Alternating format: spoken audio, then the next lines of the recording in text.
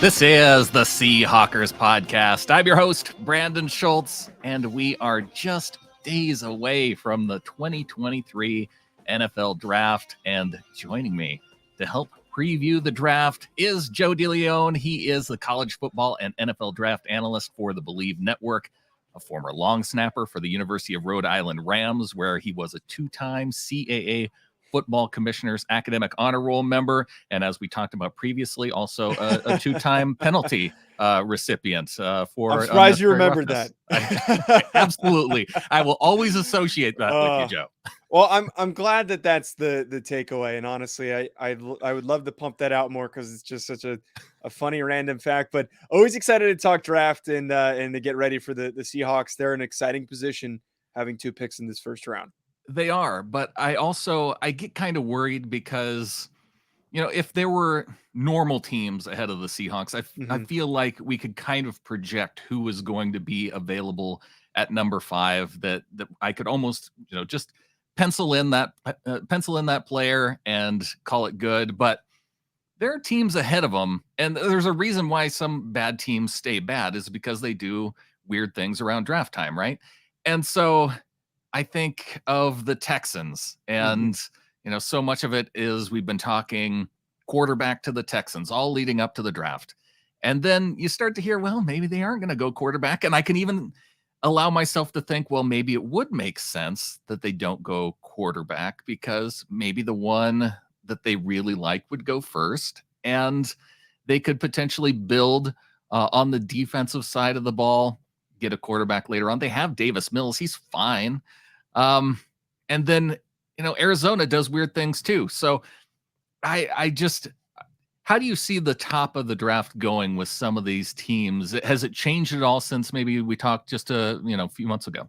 Oh, I think it absolutely has changed. I think that last when we spoke, there wasn't a clear-cut guy to go first overall, and I think that the answer's pretty clearly in front of us. Bryce Young canceled his other visits, and I know that they're trying to be coy here and like, oh, we haven't decided who we want, but they're taking Bryce Young. I really do think that is solidified to be the pick, and I think the Texans, just from what I heard, they have had qualms and issues with the evaluations of all the different quarterbacks, and it sounds like lately what we've gotten, and it's been a pretty big headline, that they might not take a quarterback. And I think just from all the little tidbits I got throughout the process, just seems like they weren't in love with anyone and they didn't want to rush it. And when you've got a new coach with DeMeco Ryans, that runway is a little bit extended. So if they would much rather wait, maybe they want Drake May or Caleb Williams to be their guy, they can wait. They absolutely can wait. So I think at that 2 spot, I wouldn't be shocked if that ends up being a defensive tackle in that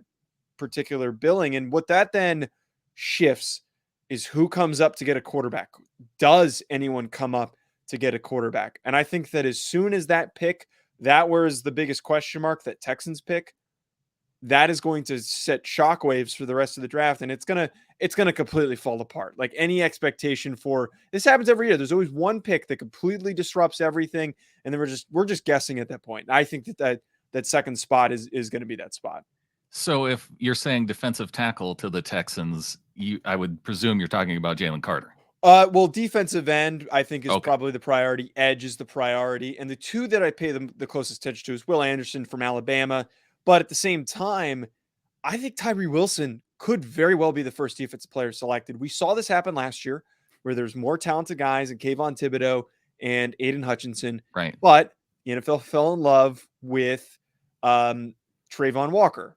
Big, strong guy, plays well against the run, powerful, hasn't really filled out to his full potential, but it's all there. We all see it there. And these NFL teams are so hubristic. They think these coaching staffs think that they can develop these guys into great, talented players. So I think that the Texans, not saying that they're hubristic, might approach this and say, let's go with Tyree Wilson, who's strong, got great length, just doesn't necessarily have the consistent production of hitting home and getting a lot of sacks.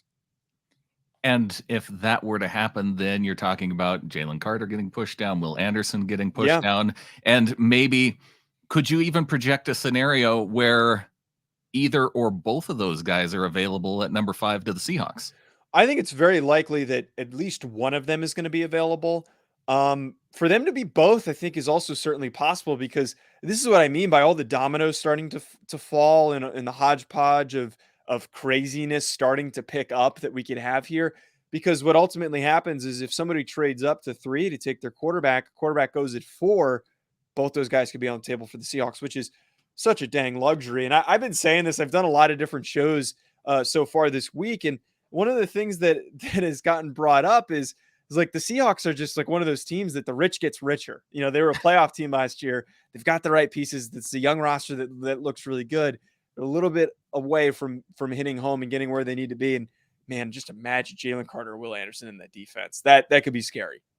Now, there could also be the scenario where, man, we've talked quarterbacks all the way leading up to the draft, and I remember last year, we talked a lot of quarterbacks, and then nobody came off the board until late with Kenny Pickett, and then Mm-hmm. some of the other guys, it was third round. And I'm not saying that any of the guys would end up going that late in particular, but what if we see a run on defensive players at 2, 3, 4, and then at 5? Now, personally, I would like to see the Seahawks trade back if there were another team looking up to get Mm-hmm. quarterback, and the number 2 quarterback was still on the board at number 5. But I don't know. Make the case to me. Would you go quarterback, or would you take the 4th best defensive player to put on that Seahawks defense? I've really debated this throughout the whole process, and this is a young team, but it's got a lot of really good pieces that work well with what is successful in Seattle. So for them to go defense, it's let's build on the success from last year. Gino got the job done. We paid him for a couple of years. If we want to address quarterback, let's wait until the end of that contract and the length of that contract that we've given that buffer for. There's a little more certainty there. There's at least a commitment to him. And I think that them doing that answers that question, like 60% of that question. But I think it's at least worth having that conversation, because if you're at 5, don't trade up. I don't think this is a team that needs to trade up to go get somebody. But if 3 of the quarterbacks are still on the board there at 5, or sorry, 2 of the quarterbacks are still there, and you really like one of them, don't hesitate. If CJ Stroud's there and you're a big fan of CJ Stroud, pull the trigger on one of these guys. They are also in a very advantageous spot where they can select an Anthony Richardson, let him sit for a couple of years, let Gino finish his contract, and then he can take over as the starter, because he is somebody who needs time. But I lean them taking a defensive player just for the sake of them appearing to be in a bit of a win now mode. Yeah, and that's the problem I have with the quarterback argument, especially with Richardson. Like, why sit a guy for a couple of years when you can take one of the top defenders and have a guy who could Yeah. have an impact on the team immediately? Well, see that again, like that's what, like, in my head, I think of that through and I'm like, that makes so much sense. But at the same time, it's, if you expect to have a good roster and to Yeah, compete for the division, you were blessed with this pick because of the Russell Wilson trade. yeah. You're likely not going to be picking anywhere near here and being able to have your choice of a quarterback possibly for a very long time. You sometimes, like, that's what's going to really factor into this is, do we not pass up on this chance that we might miss out on for a couple of years and get that figured out, because it's almost a freebie pick because of what they got from the Broncos. So if the first 3 defenders that we talked about are off the board, who else? Who would you put next for the Seahawks? Would you go defensive line still and take the next best defensive line, or would you explore maybe an option at corner? I think with all of that edge talent in the class, it's hard to pass up on one of these guys. And I think it's just a matter of best fit and then also preference. Tyree Wilson, we've talked about. Will Anderson, we've talked about. But Lucas Van Ness from Iowa, rather, very talented player, explosive athlete. I think Miles Murphy from Clemson feels like a Seattle Seahawk to me. He's got that in him. Brian Brzee is a defensive tackle who's somebody who maybe that piques their interest. But I think going corner is also a pick to consider there. I just don't know if there's a guy who fits with what they look for in a corner for the Seahawks. We know that they love those Tariq Woolens, and I think that they might be thinking to themselves, like, let's wait a little bit. Maybe we can get Julius Brents a little bit later on, who is 6'4" and massive and long and a great athlete. But Christian Gonzalez kind of fits that description of being 6'1" and a good athlete. And we know at Seattle, if they want a guy and he might be not as not worth being picked as high as they're slotted as being picked by everyone else, they'll take that guy regardless. I wouldn't take Christian Gonzalez that high, Yeah. but it's certainly possible knowing their track record. It does seem odd to project a corner to Seattle just because the earliest they've taken a corner is the 3rd round in the Pete Carroll era. They always just seem to find Yeah. guys. But then, last year they brought in Sauce Gardner for a top 30 visit. This year they brought in Devin Witherspoon for a top 30 visit. So it's not like you just bring those guys in just to send out smoke, I suppose, is one thing that you could do. But I think there's got to be more of a reason to bring in some of those guys that if you decide that you absolutely are in love with a player like that. I don't know. Witherspoon seems like a guy to me. Joey Porter seems like a guy to me that I could get behind as a Seahawk. I think Joey Porter makes a lot of sense for that second Seahawks pick. Absolutely. Like Yeah. that would make so much sense to me for what we're talking about here. It's just tall, long corners. And I think that a tall, grabby guy like Joey Porter, like that feels like a Seattle Seahawk. That feels like a guy who could be a Seattle Seahawk because he fits that description of great length. I think his arms are like 35 inches or something crazy like that. So, we might end up getting him as a Seahawk, and I think this is a really great name to pay attention to. Well, on the interior, one of the things that they've done this free agency period is release a lot of guys who played on that defensive interior. Now, they did get Jones from Denver. They brought back Jaron Reed, but it does feel like they could use more help on the interior. So whether, I know you mentioned Brzee is one of the top picks, that there's some projections that say he might be available later in the 1st round. But who are some of the other guys, especially with that late in the 1st round, early 2nd round, that you would look to really, a guy who can just stop the run would be great, but, with a little bit of pass rush upside, like you've talked about with Brzee, that would be all right too. Yeah, I think that particularly with these defensive tackles, knowing what Michael Bennett did for the Seahawks for a long time, not being like the biggest defensive tackle, being a leaner guy, I think Kalijah Cansey is somebody to pay attention to from Pitt. Really undersized, really weird physical profile at 6'1", 6-foot-ish, 280 pounds, is so strong, so low to the ground, hard to keep up with because he is so low to the ground. Now he gets displaced easily because of the size and length issues, but I think in a creative defensive scheme like Seattle's, he's somebody who could produce. He's somebody who could be highly productive as that second Seahawks pick. I absolutely think that he is somebody would be worth monitoring. But to answer that question, I think Kalijah Cansey is definitely somebody who comes to mind. Linebacker is another spot where I think they could use some help. They did bring back Bobby Wagner. But, they've said that Jordan Brooks could be available by the start of the season. They don't have a lot of depth there, though. And with Bobby Wagner being on the verge of retirement, this could be his last season. Who are some of the top linebackers that you would like maybe in the first couple rounds? Yeah, I'm not too excited about a lot of these linebackers in this class to go in the 1st round. The one guy that I love the most is Trenton Simpson from Clemson. Really good athlete. He flies all over the field. He is somebody who I think could be a really high level outside linebacker. Has just shown so many great things, especially his instincts going in the middle to the end of the 1st round. I'm also a really big fan of Drew Sanders from Arkansas. Tall, long kid, was formerly an edge rusher at Alabama, a top-rated recruit, transferred to Arkansas.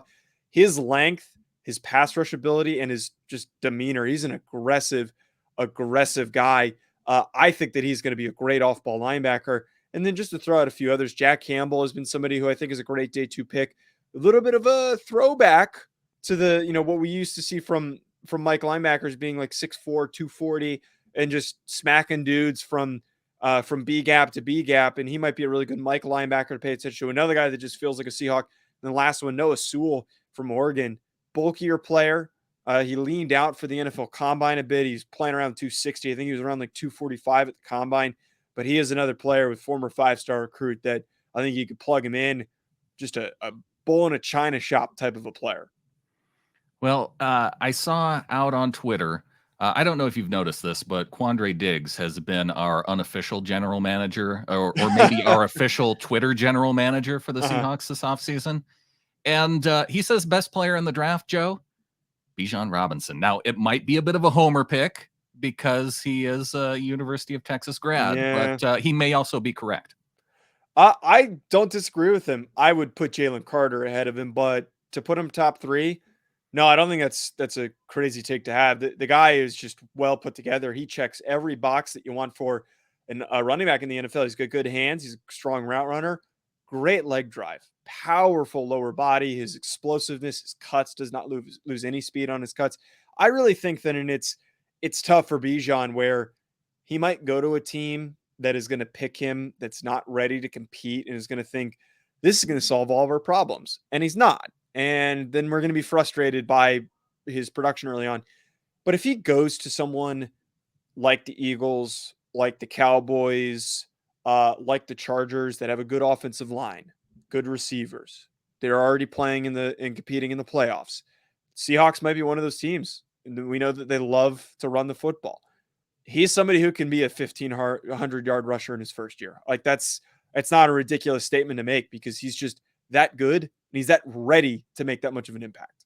I'm a running back fan, so I would be excited about it, but I'm also excited about Ken Walker on the team. So Right. I have look, I've made the case. I've tried to, Joe, saying that you could put both these guys in the backfield and you have extra depth. But then, I get hammered for saying that we have bigger needs on the team than picking up a second running back. Well, I mean, you can't go wrong. And I think that if it was 1995, everyone would be on board and everybody would be like, yeah, let's do 2 running backs is great. The more running backs, the merrier. But because it's 2023, it's like, okay, is this a receiving back? And maybe if you drafted like Deuce Vaughn or Jahmyr Gibbs or one of these guys that's like a really good receiver, Yeah. Tyjae Spears later on, you could talk your fan base into it. But with those early picks, the priority is going to be filling out that defensive line, maybe offensive line, just athletes on the defensive side of the football overall, in order to get over the hump and to win more playoff games. Well, if anybody gives me a hard time and they actually do draft him, I will send them Quandre Diggs' way, and they can take their opinions up with him, because he did call him the best player in the draft. But they could use some additional help on offense in terms of pass catchers, whether it's tight end, whether it's wide receiver. A wide receiver 3 would look awfully nice. A wide receiver 3 that can return punts, because I feel like they haven't had a guy who can be just a playmaker on special teams. I could be happy with one of those guys too, especially with their first 4 picks. Yeah, and I think that if we're looking to fill that wide receiver 3 spot that does return kicks, the 2 that come to mind that could fit a little bit later on: Parker Washington from Penn State, elusive, great footwork, explosive athlete. And then Tank Dell has been a little bit of a darling throughout this process. Some people think he's like this early second round pick. I don't think he's there. He's 165 pounds. I'm not going to draft a guy that early. He's named Tank, though, so I think that adds 10 pounds. It's one of the most ironic nicknames, I will say, in this draft class. But a good football player, good returner, good vision. And I think as somebody to add into the mix as a third receiver in the 3rd or 4th round, absolutely pull the trigger. I think he could fit that for this Seahawks roster. All right. Well, where do we go next? I feel like we've covered a lot of the positions in a short amount of time, but we haven't. We talked about quarterback at the top with some of the top guys. Let's say they pass on quarterback for the first 5. Who are some of the guys? I have a hard time thinking that the Seahawks are going to go another draft without taking somebody. Obviously they had an option to take Brock Purdy, at anywhere in the last half of last year's draft, and they passed on that. But who are some of the guys outside of the top 5 that maybe John Schneider should look at? Well, for quarterback, this class is not exciting outside of those top guys, admittedly. We weren't talking Brock Purdy a whole lot last year either. Well, I admittedly have my own thoughts on Purdy as being a long-term answer. But and I was pounding the table for Sam Howell, but that didn't happen, and he ends up going to Washington. So I would have rather Sam Howell over Brock Purdy as a sleeper guy. But this class it's not sexy. After we get outside the top 5, after you get past Hendon Hooker, there's a pretty significant drop off. To be completely honest, I think if we were to pinpoint one guy that could kind of fit that, Jake Haener from Fresno State has been somebody who's been strong throughout this process. Good Senior Bowl, good combine, high level backup. That's what he feels like to me. And if he's got to step in and play some games, I think he's got it in him. You know, if he can be Case Keenum, that's a huge plus to his career. Somebody who might fit a little bit more of the style for a mobile quarterback, if they want that in their back pocket. Dorian Thompson-Robinson from UCLA is somebody who I think is worth acknowledging. Has some limitations as a thrower, but is a good athlete. And I think the teams that value having an athletic backup are going to draft him higher than I think he was capable of being drafted. But those are really the only two that I'm willing to acknowledge. There's just so many massive question marks that I'm not willing to take those guys as potential long-term starters or developmental guys as their capabilities. All right. Well, before you get on out of here, I'm going to ask you to comment on someone else's mock draft because ESPN's Todd McShay and Mel Kiper Jr. released what I expect is their final mock draft. And usually I look at this to decide who's not going to go to Seattle. Like they have Jalen Carter going to him at 5. I could see that happening. It just always works out that the guys that they pick to Seattle, they never seem to happen. One guy who we just talked about earlier, Lucas Van Ness, they have him going to the Bucks at number 19 right before Seattle picks. And so at number 20, a guy who we haven't talked about yet, Nolan Smith. I think that Nolan Smith's a sneaky pick to watch there. And he's tough in the sense where I don't really know where he's going to fall. I think he makes sense as a first-round pick. He runs a really good 40 time. The injury that he suffered is going to obviously raise some red flags of what his availability is going to be like. The thing that I get held up with him is that he's such a good athlete. He's so fast, and he ran around everyone. That was why he was succeeding. He ran around and passed everybody. He doesn't have the production for a guy that for 3 years is a contributor on the Georgia team. I think it's like 7.5 sacks, something along those lines, I think is the number off the top of my head. To not have the production and to be that talented, I'm very careful, very, very careful on those guys. But as just as a rotational secondary option to add into the mix, good athlete. And if anyone's going to figure it out, it's going to be that Seattle coaching staff to figure out how you can get them to contribute. Well, we have Brandan Jordan, who they brought in the offseason, who's supposed to be, gee whiz pass rush instructor. So I almost expect him to take guys at the pass rush just because they put that focus on in the offseason. Totally. No, and Nolan Smith is one of those guys who you coach him up, you tap into that athleticism, could be a really dang good football player. He's Joe DeLeone of the Believe Podcast Network. Also got a great YouTube channel that you guys have been breaking down the top 5 guys at each position, and you wrapped that up here this week, didn't you? Yeah, we just put out our quarterbacks was the last one. We've got a mock draft that either is dropping tomorrow or on Monday with Matt Sims, who's our third co-host on that. But been a long cycle, and things are coming to a conclusion this upcoming weekend. Well, if folks want to check out your additional work, where do they go? Hack City on YouTube or The First Team, which is the name of the pod feed. Anywhere you can find a podcast, it's just The First Team NFL Draft College Football Show. If you want to type that in, folks, and appreciate anyone who does take the time to subscribe. Well, really want to thank you for coming on. Really looking forward to this week. We're going to be doing some live draft coverage as well. So definitely be sure and subscribe to that YouTube channel so you can check out Joe's stuff. You can check out our stuff because it is going to be a busy week with the NFL draft. And I think with that, there's only one thing left to say. Go Hawks.